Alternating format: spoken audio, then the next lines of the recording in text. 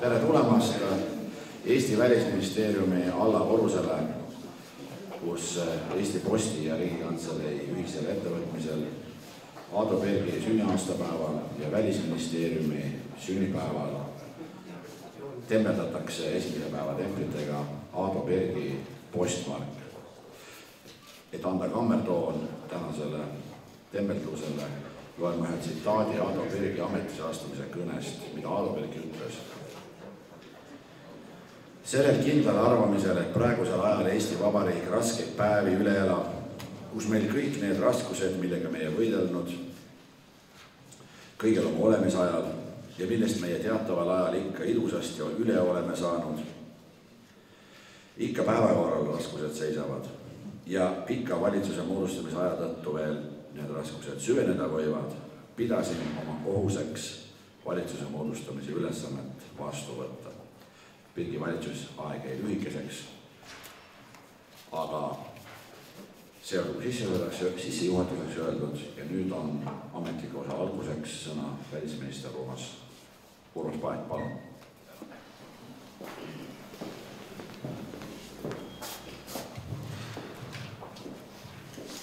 Tere pärastlõunat, head daamid ja härrad, head külalised. Muidugi on mul hea meel ka endise margikogujana, et Välisministeerium on siis hetkeks muutunud postkontoriks ja postkontoriks siis nii tähtsal hetkel kui Ado Pergi margi tutvustamine. Nii et eks siin kindlasti on suurt rõõmu filatelistidele ja kõigile, kes pingsalt jälgivad ja järgivad seda, mida Eesti Post välja annab uute markidena, et siis oma kollektsiooni täiendada. Aga ka Välisministeeriumi poolt ja ka enda poolt vaadates on iseenesest kindlasti äärmiselt hea, vajalik ja tore ettevõtmine see, et ka markide kaudu me ühelt poolt märgime ära ja tunnustame neid inimesi, kes Eesti riigi sünniloos ja arenguloos on väga olulist rolli mänginud, aga teisalt siis selle kaudu ka tänastele Eesti inimestele ja loodetavasti ka uutele põlvkondadele toome lähemale neid inimesi, kes tollal olulisi otsuseid ja samme Eesti riigi jaoks tegid ja selle kaudu siis ka killukest Eesti lugu ja ajalugu. Et ma mäletan ka enda kogemusest, mistõttu ma ehk julgen olla selles osas ka mõnevõrra optimistlik, et kui ma ka omal ajal koolipoisina marke kogusin, et siis seal ka markide peal oli igasuguseid tegelasi, mehi ja naisi, peamiselt küll mehi ja selle kaudu ma sain nii mõnestki tegelasest võib-olla teada varem kui muidu, ehk siis kindlasti ka markidel ja nendel kollektsioonidel on selgelt hariv tähendus. Ma mäletan siiamaani, et esimest korda ma sain teada, kes on Garibaldi, kes viis väed üle Alpide tänu sellele, et kunagi sattus mulle siis kollektsiooni Garibaldi pildiga mark. Iseasi täna muidugi on väike see häda ka, et ega seda klassikalist margi kleepimist ümbrikule ilmselt jääb järjest vähemaks, et millegipärast inimesed saadavad kirju järjest rohkem moodsal teel, kuigi eks ka sellega on kõikvõimalikke hädasid, mida me ajalehest lugeda võime. Aga seda enam tuleb hinnata ja öelda aitäh neile, kes on sellise kena kava ette võtnud, et ka margisarja kaudu siis Eesti ajalugu nii väärtustada kui tutvustada. Ja Ado Pergist küll Arjakas räägib siin kohe meile kõigile põhjalikumalt, nii et ma sellel vast ei peatu, et ma veel kord soovin öelda aitäh Eesti Postile ja kõigile teie kaastöölistele, kes on võimaldanud siis Välisministeeriumi täna nüüd ja korraks postkontoriks muuta, et siin siis Ado Pergi ja tema kujutisega postmarki ka kõigile meile ja Eesti ühiskonnale laiemalt tutvustada. Austatud härra välisminister, austatud Ado Pergi sugulased, mu daamid ja härrad, kes on Ado Virk, eluaastad 1883 kuni 1942, sünnikohaks Tarvastu vald Viljandimaal, hukkunud Venemaal Sosva vangilaagris. Ma usun, et kõik siinviibijad teavad, tegemist on õigusteadlase, ühiskonnategelase ja Eesti Vabariigi riigitegelasega. Ühelt poolt me saame markeerida tema elukäigu osas oma aja kohta väga esindusliku haridustee. Kõigepealt Riia vaimulik kool ja õigeusu seminar, kuhu mindi tihti õppima eeskätt põhjusel, sest see oli õppemaksuta kool. Edasi õpingud Tartu Ülikooli õigusteaduskonnas, aga Tartu Ülikoolis õppida, see oli 20. sajandi algul edumeelsete Eesti noormeeste kõigi suurim püüdlus saada, nagu tookord öeldi, Tartu suurkooli. Edasi tulid õpingud Peterburi ja Saksamaal Leipzigi ülikoolide õigusteaduskondades. See oli omal ajal vaieldamatult tippharidus ja see noor Eesti mees oli näinud maailma rohkem kui valdav enamik tema eestlastest eakaaslasi. Teisalt saame markeerida ka esindusliku tööalase karjääri. Oli Tallinna esimese statistikabüroo juhataja, töötas järgnevalt advokaat Jaan Poska juures.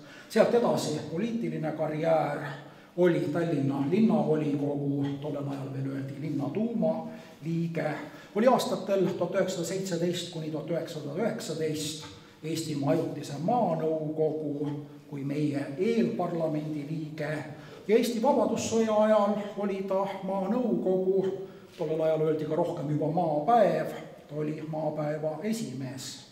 Ta oli Eesti saadik Soomes 1918, Eesti asutava kogu teine abiesimees ja oli 2 valitsuses välisminister. Hiljem töötas Eesti saadikuna Moskvas Nõukogude Liidus, oli taas välisminister. Ja on ka muid tähelepanuväärseid tegemisi. Kõige selle kõrval oli Ado Virk näiteks aastatel 1917 kuni 1924 Tallinna vabatahtlike tuletõrjujate seltsi esimees. Tänapäeval me vast ei oskagi mõelda, et just tuletõrjeüksused olid 1917. aasta revolutsioonide ajal üheks väheseks arvestatavaks jõustruktuuriks. Ja Tallinna tuletõrje oli esimene, mis läks muuseas üle eesti keelele. Ado Virk on olnud mõne erakonna asutamise juures, edendanud meestelaulu seltsi.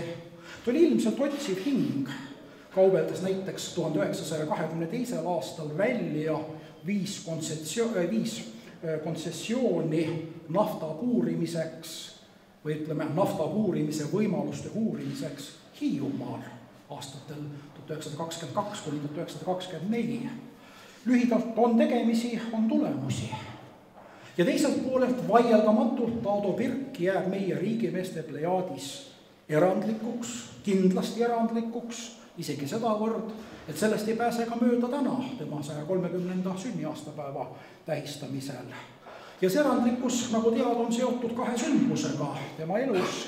Teist esimene küll ei mõjutanud nimetamisväärselt tema järgnevat elu ja karjääri, küll aga teine sündmus tõmbas kriipsu peale kõigele eelnevale. Esimene tähtsündmus juba aastasse 1920 juuli, pärast pikka valitsuskriisi asutav kogu andis 28. juulil Ado Virgile volitused kokku panna järgmine Eesti valitsus. Asutavas kogus, nagu teada, oli 120 saadikut. Hääletustulemused kujunesid väga omapäraseks. Ado Virgi poolt oli 3 saadikut, 18 saadikut, vastu oli 3 ja valdav enamik rahvaesindusest ei hääletanud. Midagi taolist ei ole juhtunud varem, midagi taolist ei ole juhtunud hiljem. Ja nii oli Ado Virk, Eesti Vabariigi peaminister, 3 päeva valitsust kokku panemata ja kabinet mõistagi ei ole ühtegi otsust teinud. Ta muuseas oli ka sellel ajal välisminister ja selle 3 päeva jooksul ja muuseas tema välisministeeriumi teenistuslehel need 3 päeva ei kajastugi. Aga on täiesti võimalik, et 1920. aastal noore Eesti Vabariigi bürokraatia ei toiminud sellel tasemel, et need 3 päeva kuidagi eraldi välja tuua. Ja teine teema, niinimetatud Virgiaad, see on siis tema saadikuaeg Moskvas ja seal sattumine Nõukogude salateenistuse GPU provokatsioonide ohvriks. See on üks osa väga laiahaardelisest ja väga mitmeaastasest operatsioonist Trust, mida peetakse GPU 1920. aastate üheks kõige edukamaks operatsiooniks. Ja seda on lihtsalt hinnatud ka 1920. aastate Eesti ja laiemalt võttes koguni 3 Balti riigi välispoliitika kõige suuremaks skandaaliks. Ma ei hakka siinkohal seda sündmust kirjeldama ja seda ajajärku meenutama, vaid nendin lühidalt, et ilmselt Ado Birk, töötades Moskvas, ei osanud neid aegu ja neid inimesi enam hinnata, kuhu ta oli siis tööle sattunud. Ja nagu teada, kõige selle tagajärjel oli Ado Birk sunnitud oma elus tegema täispöörde, eemalduma kõigest eelnevast ja alates 1920. lõpust kuni 30. aastate lõpuni tegutses ta ärimehe ja advokaadina ja hiljem ka Eesti Apostliku Õigeusu Kiriku sekretärina. Ta elas 30. aastatel Nõmmel, tal ei olnud seal mingit poliitilist aktiviteeti, ei riigi, ei Nõmme linnavolikogu tasemel ja jättes kiriku kõrvale oli ka üsna eemal ühiskondlikust elust. Lõpp nagu teada, arreteeritud 14. juunil 1941, küüditatud Venemaale, seal surma mõistetud, aga vabastav surm jõudis temani enne surmaotsuse täideviimist. Ja lõpetuseks Ado Birki toimikust nähtub, et tema ülekuulajad arutasid võimalust Ado Birk värvata GPU järglase ehk siis NKVD salajaseks kaastöötajaks. Ilmselt nagu ikka sellisel puhul taheti meelitada kas mõne täiendava toiduportsjoni või muuga, aga samas toimikus on ka vastus. Ei soovitata värvata, on kodanliku korra poolehoidja. Ja seega võib järeldada, et ka kõige raskemates, kõige ekstreemsemates tingimustes vangistuses Venemaal jäi Ado Birk ikkagi tõsiseks ja tubliks Eesti meheks. Ma tänan. Aitäh. Ja nüüd astub meie ette selle tubli ja tõsise Eesti mehe Ado Birgi perekonna esindaja Kadri-Ann Laar.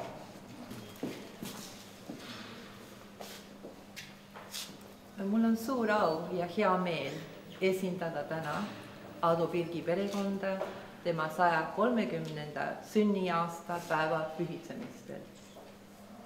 Ma tänan perekonna nimel Riigikantseleid ja Eesti Posti lahke kutse eest vanaisale pühendatud postmargi esitlusele Eesti Vabariigi pead 1918-2018 seeria raames. Tänu kuulub ka kunstnik Lembit Lõhmusele, kes on seda seeriat kujundanud.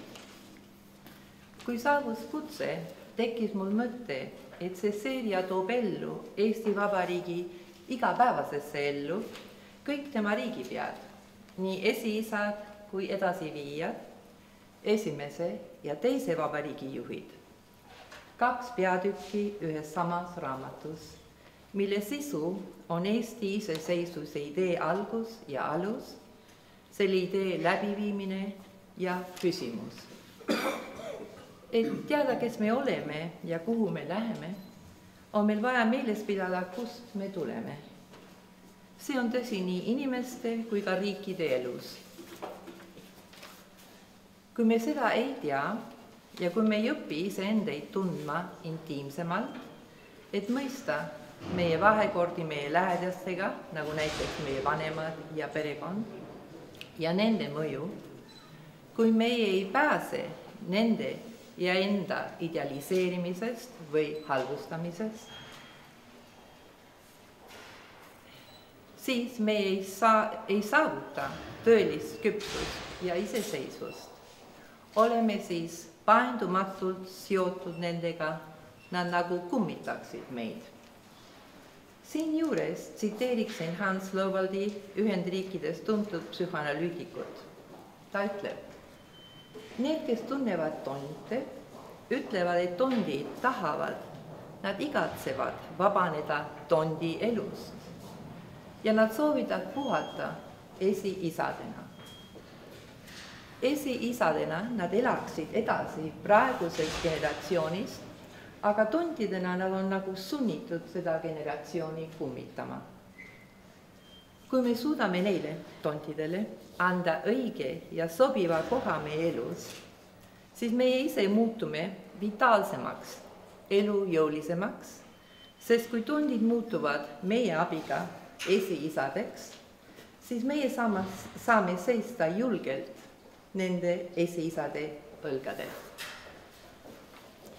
Eesti Riigikantselei töö Eesti rahva nimel, et vääristada Eesti riigimehi, Eesti Posti margiseeriaga Eesti Vabariigi pead 1918 ja 2018, aitab kooskõlastada Eesti Vabariigi minevikku, olevikku ja tulevikku. Selle eest me oleme tänulikud. Aitäh!